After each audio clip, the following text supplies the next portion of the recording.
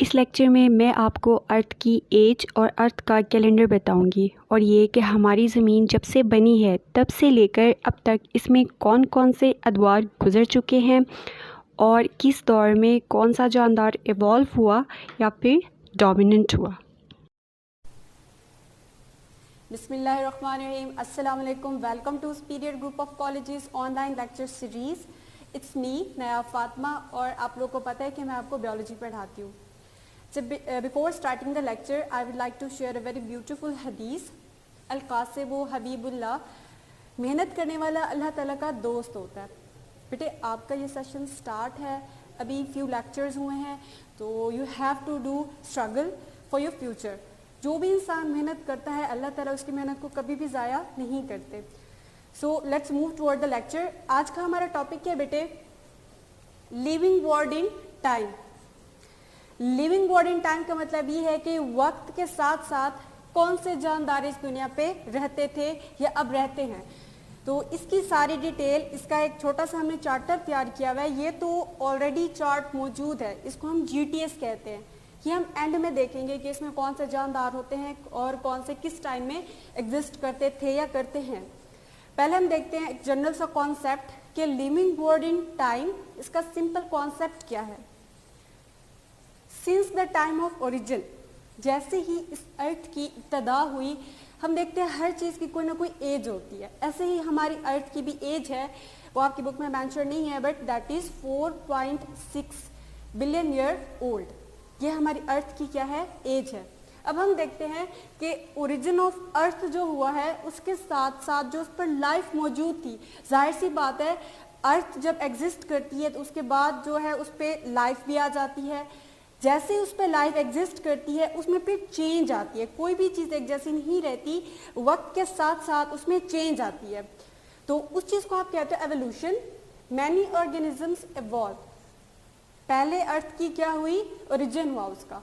उसके बाद जो जानदार थे उनमें एवोल्यूशन हुई, उन्होंने इवॉल्व किया। देन फर्दर जैसे ही वो इवॉल्व हुए तो बहुत सारी स्पीशीज उसमें से डोमिनेंट हो गई। डोमिनेंट का मतलब उनकी तादाद बढ़ी और वो गालिब आ गए। और कुछ ऐसी भी थी जिन्होंने अपनी तादाद इंक्रीज नहीं की, उनमें अडॉप्टेशंस नहीं थी और वो एक्सटिंक्ट हो गई। एक्सटिंक्ट का मतलब ये कि जो भी स्पीशी, जो भी जानदार जिंदा रहने के लिए मेहनत नहीं करता, स्ट्रगल नहीं करता, तो वो आउट कम्पिटेटेड हो जाता है या फिर एक्सक्लूड हो जाता है या फिर उसकी डेथ हो जाती है। नेक्स्ट हम देखते हैं ड्यूरिंग GTS और GTC। What is GTS और GTC? It's a geological time scale और geological time chart। ये चार्ट या स्केल क्या चीज़ है? देखिए आप लोगों को मैं सिंपली समझाती हूँ। जब हम ब्रिटिश कैलेंडर की बात करते हैं जो आजकल हम यूज़ करते हैं, that is in the form of years, months, weeks in days. जैसा कि अब चल रहा है 2020, 2020 चल रहा है और हमारा जो मंथ चल रहा है दैट इज़ दैट इज मई। और उसके बाद फर्दर हम क्या देखेंगे कि उसमें वीक कौन सा है, उसमें डे कौन सा चल रहा है। तो इट्स अ ब्रिटिश कैलेंडर। इसी तरह इस्लामिक कैलेंडर भी है। ये सारे आपको मैंने मिसाल के लिए बताए हैं। हमारी जो अर्थ है उसका भी अपना एक कैलेंडर है, उसको हम कहते हैं GTS और GTC, जियोलॉजिकल टाइम स्केल और जियोलॉजिकल टाइम चार्ट। फर्दर हम देखते हैं कि एविडेंस हमें कहाँ से मिलती है कि आया ये कैलेंडर होना चाहिए, स्केल और चार्ट होना चाहिए। तो this evidence comes from fossil recorder of fossil studies. यहाँ पर आप देखिए ये लिखा हुआ है कि फॉसिल स्टडी हमें क्या देती है? एविडेंस देती है, हमें वो सबूत देती है जो हमें बताते हैं कि ये टाइम, ये सारा कुछ क्या करता है? एग्जिस्ट करता है। फर्दर देखिए बेटे, GTS या GTC is like a calendar. मैं आपको पहले भी बता चुकी हूँ कि ये क्या होता है? अर्थ का कैलेंडर है। In GTS many layers of sediments are formed. पहले हम देखते हैं कि सेडिमेंट्स क्या है। सेडिमेंट्स का मतलब होता है चट्टाने, रॉक्स एक्सेट्रा। जैसे आप देखते हो फोर्ट मिंडू के पहाड़ों पे आप गए होगे एज यूजुअल, तो वहाँ पर क्या होते हैं? लेयर्स होती हैं, आपको तहें मिलती हैं। ओल्डर होती है, फिर उसके ऊपर होती है, फिर उसके ऊपर जैसा कि आपको ब्रेड का एक पाइल मिलता है, उस पर लोअर ब्रेड, फिर अपर, फिर उससे अपर, तो ये पाइल। इसका मतलब ये है कि रॉक्स या सेडिमेंट्स वो भी एक दूसरे के ऊपर क्या बनाती हैं, लेयर्स बनाती हैं। अब इनका फंक्शन क्या होता है वो हम देखते हैं। In GTS many layers of sediments are formed, deeper layer is below. जो पहले पहले बनती है वो ओल्ड होती है और वो नीचे नीचे मौजूद होती है। और जो जैसे आप बुक्स रखते हो तो सबसे पहले जिसको आप पढ़ के फारिग करते हो नीचे नीचे रख देते हो, फिर दोबारा पढ़ते हो उसको ऊपर रखते हो, फिर नेक्स्ट पढ़ते हो फिर ऊपर। इसका मतलब ये होता है कि जिसको आपने सबसे पहले पढ़ा था, जो ओल्डर वन थी वो नीचे थी। इसी तरह से जो सेडिमेंट्स की लेयर्स होती हैं, जो रॉक्स की लेयर्स होती हैं, जो पुरानी होती है सबसे ज़्यादा वो नीचे होती है, और जो न्यू बनती हैं वो उस ओल्ड के ऊपर बनती जाती हैं। इसको आप कहते हो स्ट्रेटिफिकेशन। और एक तह को, एक लेयर को आप स्ट्रेटा कहते हो। These terms are not used in your text book but you can learn it. Further हम देखते हैं कि जो हमारे पास डीपर लेयर है that is present below and newer one is present on upper side. अब हम देखते हैं age of a layer can be checked through radioactive isotopes. अब हमें कैसे पता चला है कि ये ओल्ड है लेयर, ये न्यू लेयर है? तो बहुत सारे केमिस्ट क्या करते हैं कि उस रॉक, उस चट्टान से एटम्स और एलिमेंट्स लेते हैं, फिर उसके अंदर से रेडियो एक्टिव जो रेडिएशंस है उसके ज़रिए जज करते हैं कि कौन सी लेयर के एलिमेंट और एटम्स, उसमें मौजूद आइसोटोप्स, वो कितने रिएक्टिव हैं। अगर किसी लेयर के एलिमेंट में मौजूद आइसोटोप्स ज़्यादा रिएक्टिव होंगे, ज़्यादा उसमें से रेडिएशंस आती हैं, इसका मतलब वो न्यू है अभी। और अगर उसमें से कम आती है रेडिएशन, लेस रेडियो एक्टिव है, इसका मतलब ये ओल्ड है। अगर उससे भी बहुत जो है लेस रिएक्टिव है, इसका मतलब वो बहुत ज़्यादा ओल्ड है। तो हमें एज का कैसे अंदाज़ा होता है? Through comparing the radio active isotopes present in sediments और लेयर्स।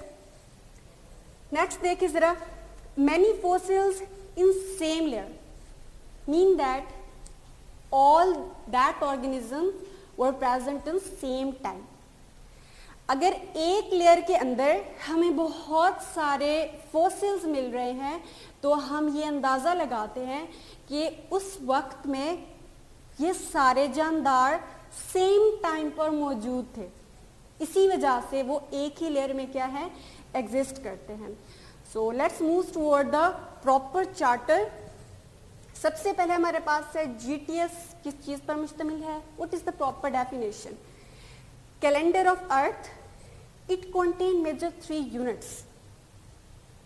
हर चीज के कोई ना कोई पार्ट्स होते हैं, तो कैलेंडर के भी मेजर 3 पार्ट्स होते हैं। सबसे आपकी बुक के अंदर 3 पार्ट्स हैं, अगर हम ज़्यादा डीप स्टडी करते हैं तो 4 पार्ट्स होते हैं।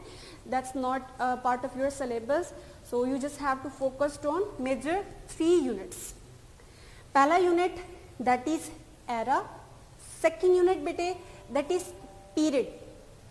पहला यूनिट कौन सा होता है?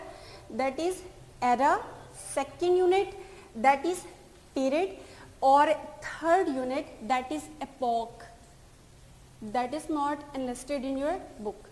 हम देखते हैं किसको? जस्ट era को और period को। era किसे कहते हैं हम? लार्जेस्ट यूनिट ऑफ जीटीएस, सबसे बड़ा यूनिट। अब जब हम ब्रिटिश कैलेंडर की बात करते हैं तो हमें सबसे बड़ा क्या मिलता है? साल मिलता है।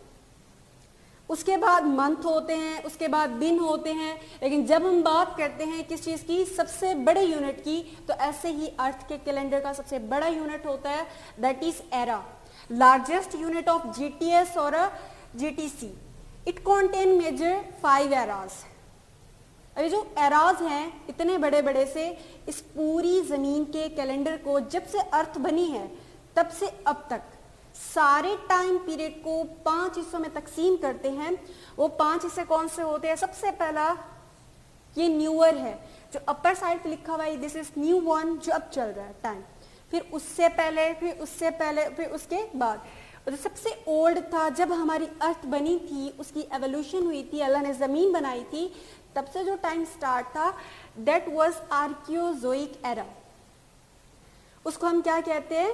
आर्कियोजोइक एरा कहते हैं। फिर वो गुजर गया टाइम, उसके बाद आया प्रोटीरोजोइक एरा। फिर जब प्रोटीरोजोइक एरा खत्म हो गया, उसके बाद स्टार्ट हुआ पैलियोजोइक एरा। पैलियोजोइक भी खत्म हो गया, फिर देखा हमने मीजोजोइक एरा। मीजोजोइक के बाद जो अब चल रहा है जिसमें हम लोग एग्जिस्ट करते हैं, तो that is Cenozoic era. It mean that the most recent era in geological time scale, that is Cenozoic era. यहां मैंने मेंशन कर दिया था it is most recent. Further हम बात करते हैं बेटे किसकी, यूनिट नंबर 2 की, दैट इज पीरियड। जब हम पीरियड की बात करते हैं तो हमारे पास ये एराज डिवाइडेड होते हैं फर्दर पीरियड में। जैसे साल तकसीम होते हैं महीनों में, वैसे ही एराज डिवाइडेड होते हैं किस चीज में, पीरियड में। हर एरा का खास पीरियड होता है, जैसे हर साल के महीने होते हैं, इसी तरह से हर एरा के क्या होते हैं, पीरियड होते हैं।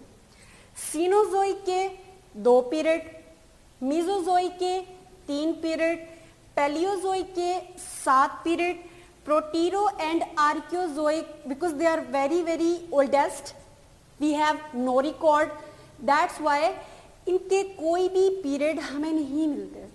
होंगे लेकिन हमारे पास कोई रिकॉर्ड नहीं है। हमारे पास साइंस क्योंकि फ्रैक्शन फिगर को मानती है, वैसी किसी चीज़ को नहीं मानती, तो जब तक हमारे पास फॉसिल रिकॉर्ड नहीं होगा तब तक हमें जो है उसकी कोई फर्दर स्टडीज़ नहीं मिलती। तो हमें इन दोनों के कोई पीरियड नहीं मिलते because we have no fossil record to prove it. For evidence next हम देखते हैं कि पीरियड में सबसे पहले सीनोजोइक के कितने पीरियड है। Cenozoic era contain major 2 periods. Before discussing the period, I would like to share the definition of period. Each era contain many periods.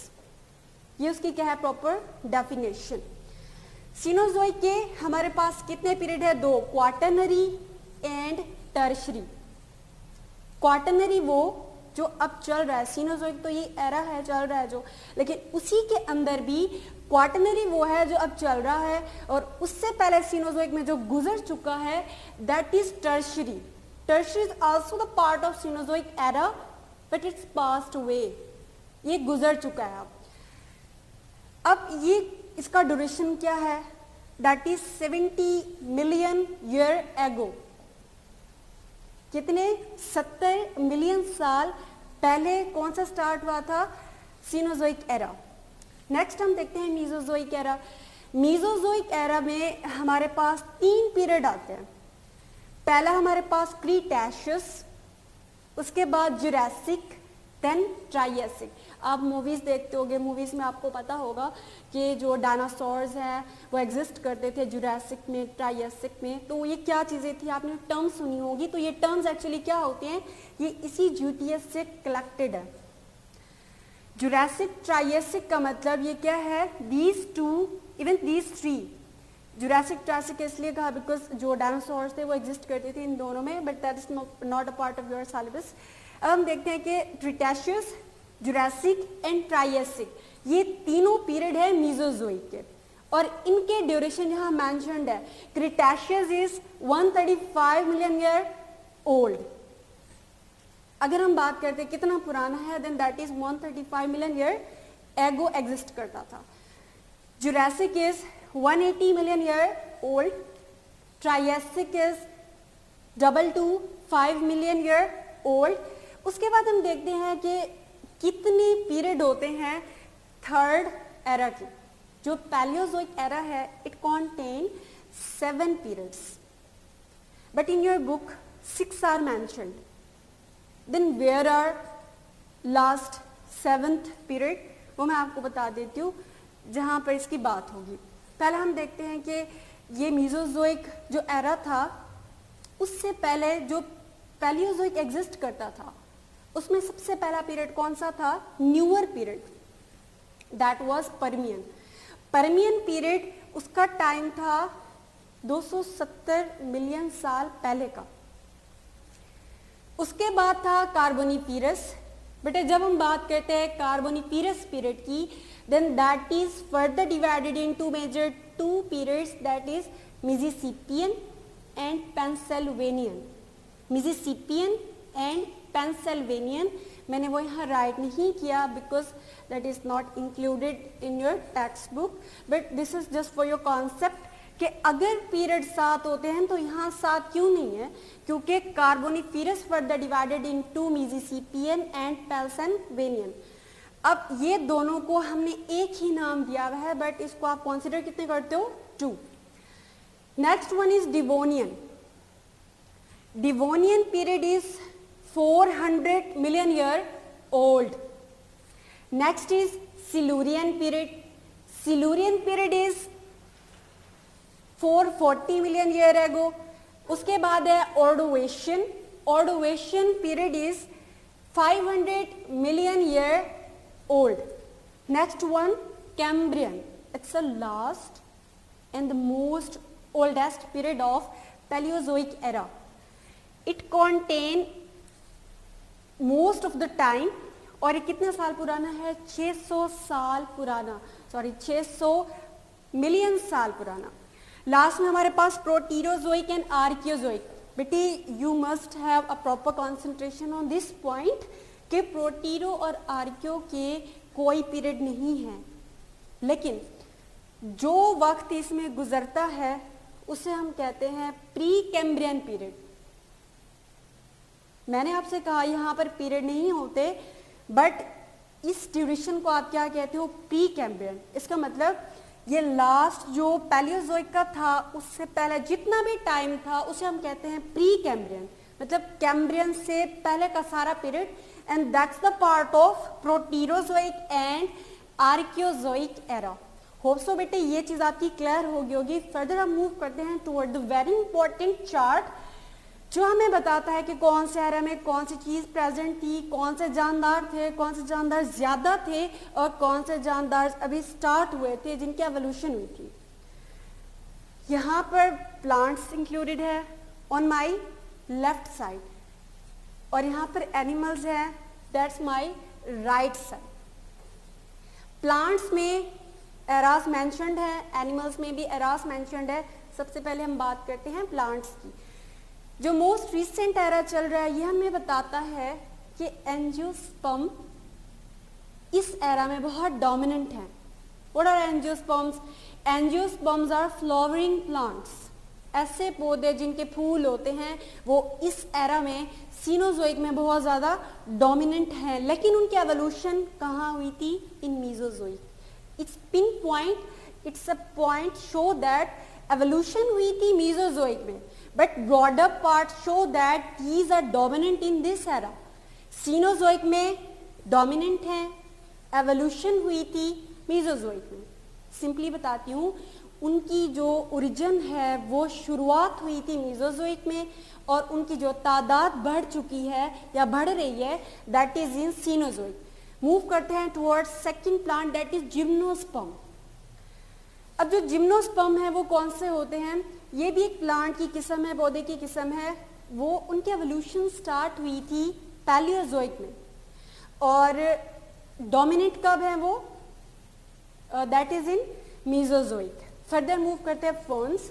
Ferns भी किस में होते हैं? मीजो और पैलियो दोनों में।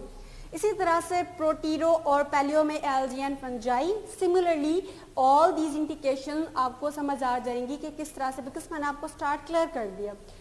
ये जो मीजो एंड पैलियो है इसमें इन्वर्टियन फिशेस दोनों डोमिनेंट थी।